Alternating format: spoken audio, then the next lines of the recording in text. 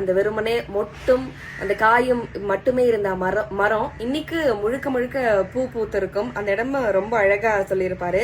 மரமே நிரம்பி வழியும் பூக்கூடையாக நின்று ஆடியது, ஒரு சிற்றிலையை கூட தெரியவில்லை, மலரின் மனம் காற்றெங்கும் பரவ அந்த வெளியே மனத்து கிடந்தது. இது ஒரு நம்ப முடியாத பெயர் அதிசயத்தை பார்த்த மாதிரி நின்றுகிட்டு இருப்பாங்க வள்ளி. அப்ப எப்படி நேத்து அப்படி இருந்த மரம் இன்னைக்கு ஒரே நாள்ல எப்படி பூ பூத்தது அப்படின்னு சொல்லி முருகன்ட்ட கேட்பாங்க. அதுக்கு முருகன் ஒரு பதில சொல்லுவாங்க.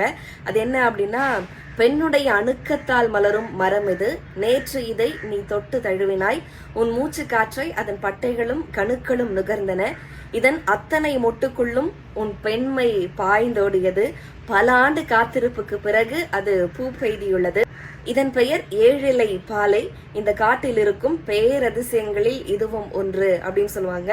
இந்த சீன் முடிகிறப்போ வள்ளிக்கு முருகன் மேல ஒரு காதல் வந்துடும். முருகனோடயே புறப்பட்டு போயிடும்.